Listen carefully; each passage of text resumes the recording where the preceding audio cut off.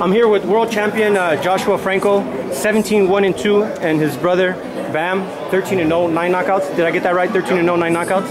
They're from San Antonio. They started here with RGBA, if I'm not mistaken, 2015. 2015. And that means you were still a teenager then. I was 15 years old. You were 15 years old, and if I'm not mistaken, you trained here and went to the world. Yeah, I trained with Robert for a few weeks, and then I went back home and finished my training over there, and then I headed out to Russia. And how did you do? How did you do in Russia? I placed second. I got a silver medal. Silver medal. That's awesome. That's awesome. Josh, last time I talked to you, it was about 3 weeks before the first Moloney fight, and congratulations on your world title. Thank you. And you got some hiccups on the second fight. There was a headbutt, and the fight got stopped. What are the plans? What are the plans for you, Josh? What's next? You know, I'm just staying ready, staying in the gym, and you know, they're talking about a July date. Nothing for sure, but you know, I'll be more than ready for whatever date they give me. And you just got here, if I'm not mistaken. You guys just got here to Riverside? Yeah, I got here last night. Yes, sir. Bam, I've been studying your career, and Robert has moved you in a different way than he's moved the majority of his fighters. And when I go over your record, you've got fights under PBC. You've got fights. You were on the undercard of Triple G versus Vanez. You were on the Mikey Spence undercard, which was on Fox. They're moving you in a different way. You're getting moved in different platforms, and I don't know if you being signed to Tekken Promotions allow him to do that. But when he says you're one of the best talented prospects in his stable, man, he means it, because you're getting moved in a special way. How do you feel about that, Bam? You know, it's a blessing. You know, I don't have to just stay on one card of top rank card or PBC card. We're taking. They're allowing me to fight on any promotion, because most of their fights are overseas in Japan, so they have no problem moving me on these other cards. So you know, it's just they're keeping me busy, so that's good. I remember your debut was supposed to be in Japan, and they ended up moving it to Mexico City, right?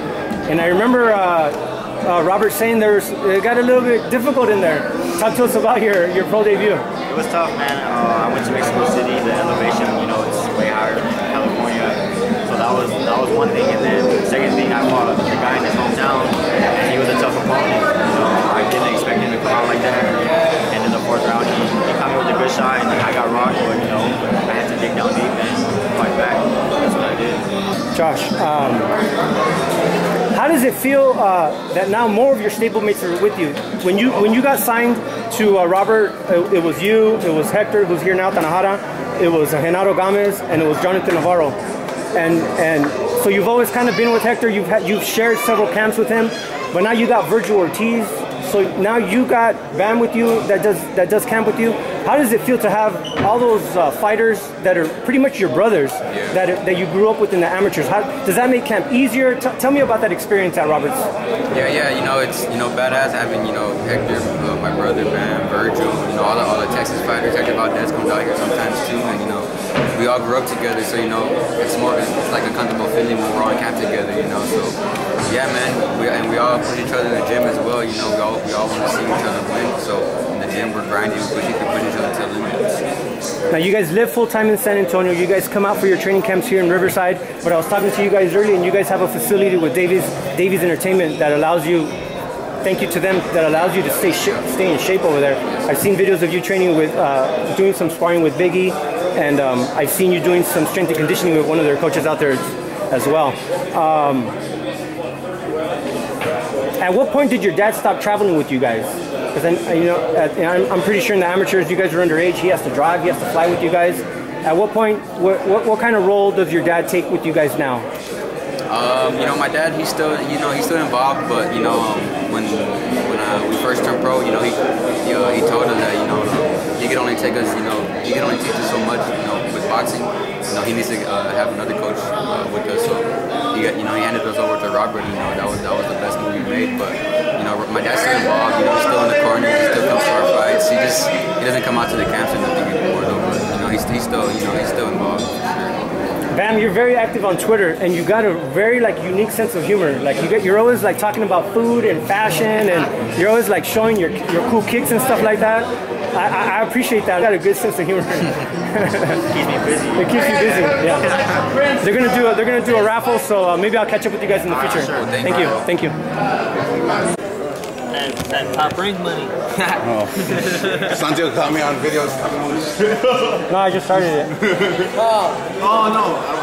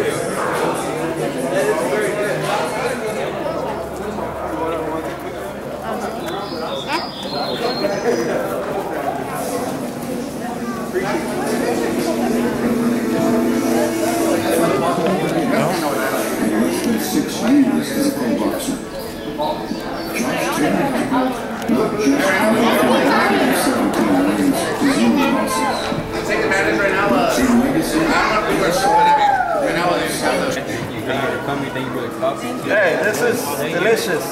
There's two more here. Thank you. You can make it personalize it to her however you want. A&A? So you look up or you don't know. A&A. Is it not ready? You might have to shake it a little more. Oh, okay. It's not easy. Alright. That one comes out. Try that one. It's gonna work out pretty. It's gonna work out pretty. Alright. Yeah. I thought that one was still in the book. A&A. Is one hand? Alright.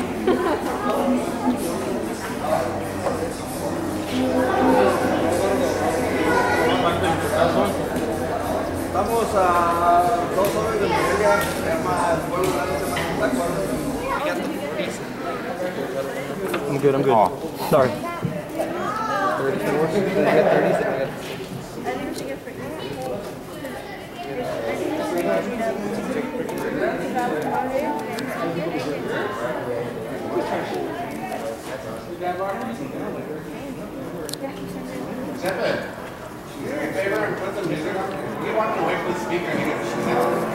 Alright, cool. You gotta put on that